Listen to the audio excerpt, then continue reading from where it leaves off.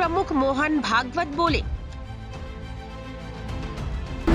स्वार्थी लोगों ने प्राचीन ग्रंथों में गलत तथ्य जोड़े।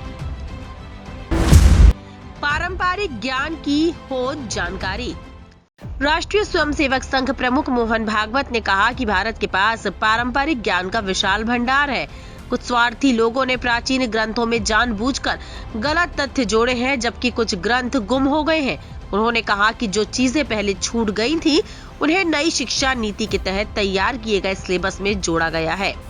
भागवत ने यहां आर्यभट्ट खगोल उद्यान के उद्घाटन के अवसर पर कहा कि सभी भारतीयों को देश के पारंपरिक ज्ञान के बारे में जानकारी होनी चाहिए कि उस ज्ञान को हमने कैसे लोगों से सामान्य संवाद और शिक्षा प्रणाली के जरिए प्राप्त किया था। संघ प्रमुख ने कहा कि ऐतिहासिक रूप से भारत के पास चीजों को देखने का नजरिया वैज्ञानिक था, लेकिन विदेशी आक्रमण के साथ ही हमारा तंत्र और ज्ञान की संस्कृति खंडित हो गई।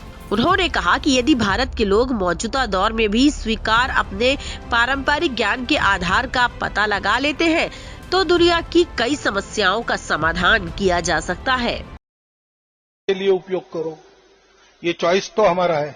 ये चॉइस सिखाने वाला धर्म है, संतुलन देने वाला धर्म है। तो हमारा धर्म ये विज्ञान के अनुसार चलता है और विज्ञान को मनुष्य के लिए लाभकारी होने के लिए उस धर्म की आवश्यकता है। और इसलिए ये विज्ञान सामने लाना हमारी परंपराओं में, हर विषय में दुनिया के अन्वेषण के हमारे पास हमारे पूर्वजों का किया कुछ न कुछ है।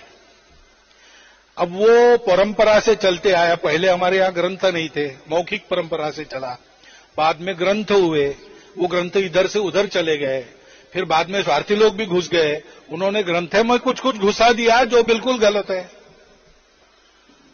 तो उन ग्रंथों की, उस परंपरा के ज्ञान की फिर एक बार समीक्षा आवश्यक है।